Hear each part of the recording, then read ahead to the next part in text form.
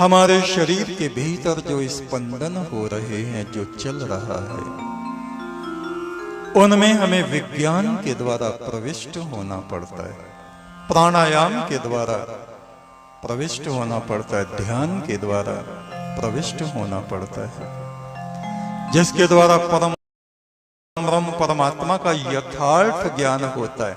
एक तो हुआ बातों का ज्ञान, हम कह रहे हैं और आप सुन रहे हैं, यह है श्रवण ज्ञान, वाचक ज्ञान।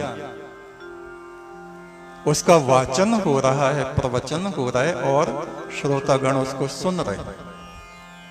ये थ्योरी की क्लास है, प्रैक्टिकल की नहीं। प्रैक्टिकल की वो होगी जब आप सांस को रोक के इस आत्मा को शरीर के बाहर निकाल देंगे। जैसे चावल के ऊपर छिलका चढ़ा होता है, जिसको मुंजी हम बोलते हैं। छिलका अलग हो जाए, चावल अलग हो जाए, छिलका ये पड़ा और चावल ये है, शरीर ये पड़ा और आत्मा ये है। इस विज्ञान में जब हम पहुंचते हैं, उसको कहते हैं यथार्थ ज्ञान। ये है वाचक ज्ञान जो आप सुन रहे हैं और हम सुना रहे हैं। ये थ्योरी की क्लास। प्रैक्टिकल होता है साधना में जब आप बैठते हैं, ध्यान में जब बैठते हैं, परम ब्रह्म का मंत्र जब आप जपते हैं, भीतर जब स्पंदन होता है, कंपन होता है, और किसी किसी साधक का सूक्ष्म शरीर इससे धम्म से बाहर निकल जाता है।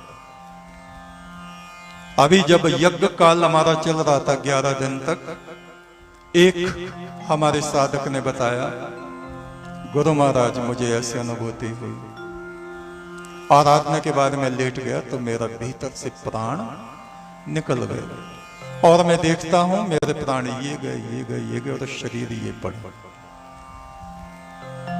ये संसार नीचे छूटता जाता है और मैं किसी पक्षी की तरह ऊपर उड़ता जाता हूं और फिर वापस आया। तो ये है आत्मदर्शन। शरीर अलग है, आत्मा अलग है, ये प्रैक्टिकल में जान लिया।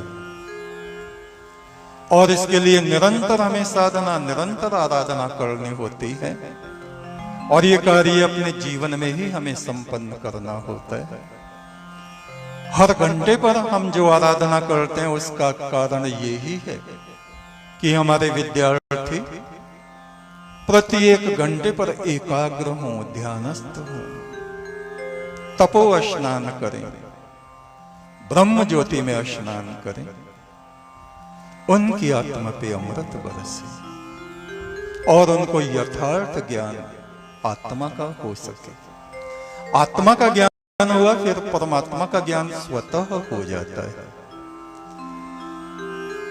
और ऐसा होने पर ये जीव आत्मा अज्ञान के बंधन से छूटकर मोक्ष का पथिक बन जाता है।